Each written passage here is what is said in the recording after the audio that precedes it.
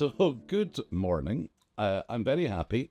I've been having a great chat about the old days and many common denominators that I have with a new signing to the Ballater Gallery, and we're in beautiful East Lothian and a lovely spring day here in 2024, and this is really special because the Ballater Gallery have just signed up none other than, wait for the drum roll, Louis McNally. Hello, Louis. Hi. Do you feel quite normal and relaxed? Sort of, yeah. It's early in the morning, somebody's giving me an interview, but apart from But that... we have been yapping about just different things, because I thought the first thing that was a great thing, because you were at Grace School of Art, but we're also talking about your wife, and also she's an Aberdonian, so we're talking about all the connections. And for many years, I lived and worked in Glasgow, travelling the country, selling property, and although we were sitting here in beautiful East Lothian, it didn't start here, did it, for you, life?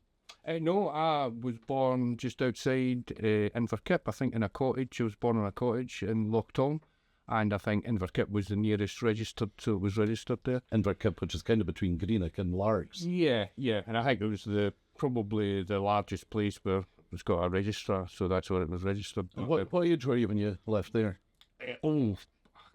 I'm no 100% sure. I think as a toddler, we went to there for Glasgow and stayed in Postle in Glasgow, and then we moved again to somewhere like Carnwath, I think it was, and then we moved back to Glasgow, and then eventually when I was about 9, we moved out to East Lothian. So all that very young upbringing before you moved to East Lothian, which was in Glasgow parts I know really well, so Mary Hill and all these areas, were you showing an ability in art? I think I always drew things, I was always drawing, and I was trying to think. In the days you never really had sketchbooks, but parents usually had old diaries, and you would draw in old diaries, you'd use them as wee books, to draw in, and use them as flick books and stuff like that. And I've got older brothers and sisters, and so a lot of time was just making things, and so I think it was quite a creative sort of, even though it was never, the first sort of pictures I really seen were probably in religious books, like I remember getting a encyclopedia for my, I think it was first confirmation, and that's when you seen classical art for the first time. My parents had never taken me to an art gallery or anything like that, I love the background story and all of this. So then, let's move on. You move to East Lothian, because a lot of people who follow these videos, that's what they're like. They're inspired for these fabulous paintings that you're renowned for now. A very modest background, and then you arrive in East Lothian. You're around about 9 or 10. When is it secondary school? The ability is shown comes through? No, not really. I think I went to the school in Dalkeith, St David's, went there, went to Musselburgh Primary, then went to St David's, and I did art. I left school in 1979, and art was one of my O grades, but so was metalwork, and so was techie drawing, and then I left school, and then because of my age, I couldn't leave in the summer. I had to leave at Christmas. So I went to Telford to do radio, TV and electronics. So I done that for a while and got good marks on that. And you were expected to go for there to places like Brown Brothers, Ferrantes, so it would be that type of thing. But in 1979, these places were shutting down or, taking very little on. And my maths and my sort of English probably let me down a bit as well. So trying to get employed in these places was pretty difficult, So how did Grace come about when you? Grace came about because I'm beginning now. I had various jobs like sheet metal worker and apprentice sheet metal worker, working in shops, working in a place called Timberland, which was in very early B&Q, and then coming home and then drawing, and then looking at things and beginning to draw, going to Edinburgh Art School, doing evening classes there, life drawing classes and stuff, and then applying to art school because I thought, right, this is what I want to do. But were you in your late 20s maybe? Well, I would say 19. Yeah, all right. So I mean, I found it difficult. What happened is I went back to school. I left school when I was 16, but then about when I was 18, I think it was 82, something like that, I went back to school and says, look, I'd like to build a portfolio. Could you help me? And the art teachers there said, yeah, come in. We like it. We'll help you build a portfolio to apply to art school. So I tried evening classes, getting my English, the qualifications. And I think I got a conditional for Edinburgh, but didn't meet it. And Grey School of Art says, "Oh, we like your stuff. We'll just take you without any." Did you enjoy art school? Yeah. I mean, I think it gave you the chance to be a student. It gave you the chance to talk to people with similar interests. You could argue, and it was all, you could argue points, and things like contextual studies and stuff like that. They were a good way to look into paintings and see paintings in a way that you would never have seen them before. I mean, you've been very analytical, and sometimes it is a bit much for some people because they're basically stripping down everything and rebuilding you in the shape of the tutors, as it were, and that can be good, but it can also be, It's genuinely a lovely story, an inspiring story, and then your work speaks for itself. So we'll talk. I mean, this painting behind me here, I think I'm going to go this way. Tom said, talk about this painting for a second. This painting is, it's called Birds of a Feather, and it is how, and it's, originally it was the fragility, the birds being in the elements and trying to survive in the elements and them getting together, and these things that are quite fragile but really sturdy. And I've had a few in here, trapped in here, and taking photos of them, and hence some of the drawings comfy, them sitting up there, because they get trapped and they can't get out, How would you, to generalise, how would you, because I love your work and I'm just cocked a hook, it's different from anybody else we have.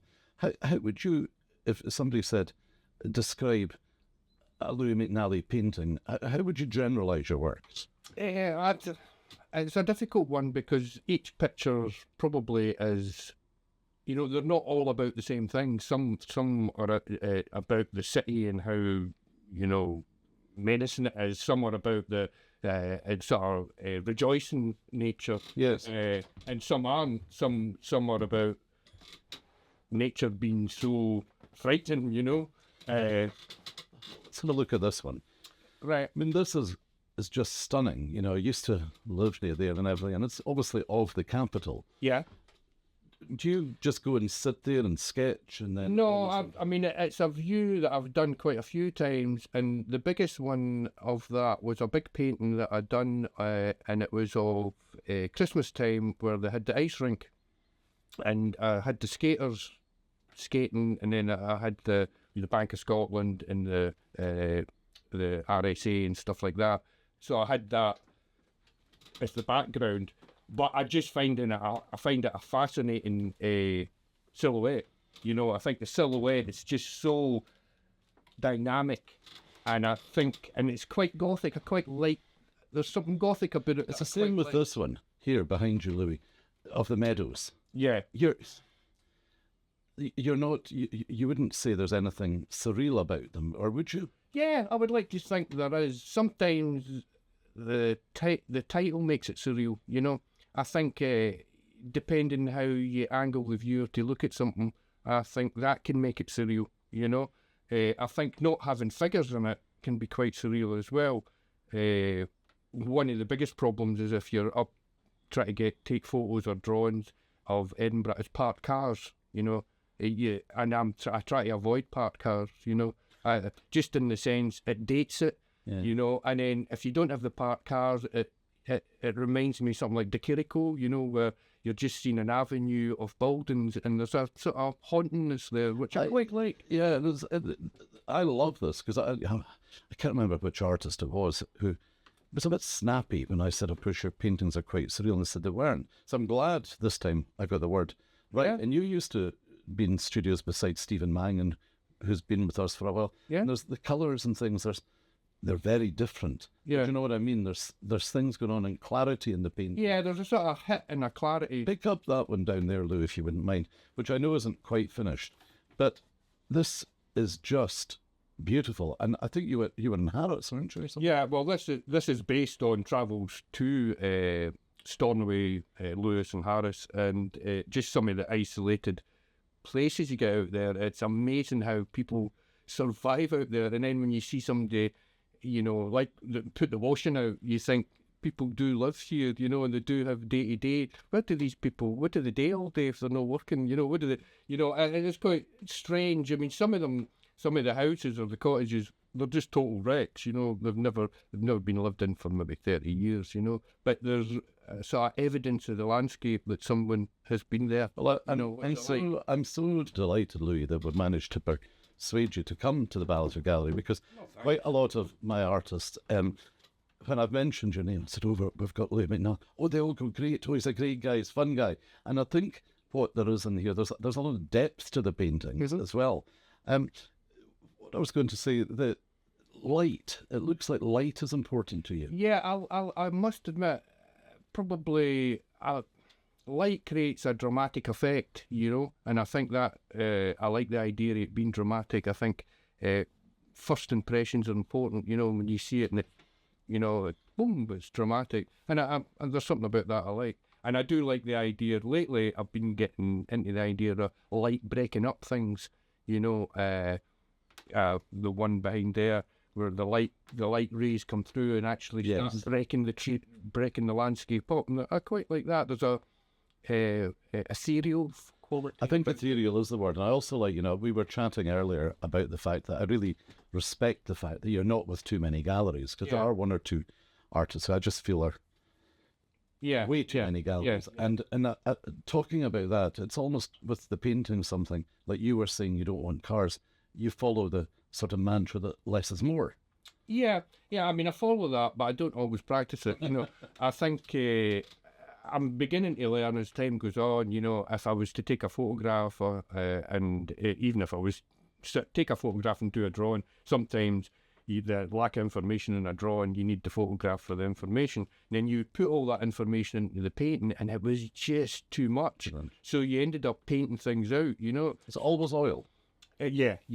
So you end up painting things out, and to simplify, to give it more of an impact, you know. And again, it's something that you learn to do is edit, you know. Well, do you know, Louis, it's funny. We've got more in common than we thought. Apart from the fact that I keep looking at Louis's incredible rock and roll hairstyle, and we were both 1963 boys, and I don't know if it all went wrong with me, because we're sitting here in a very Laurel and Hardy kind of way, and but it's been great. It's been great to have a few common interests, but the most interesting things, your fabulous paintings, and thank you for joining the Ballater Gallery. Thank you for accepting me. Pleasure.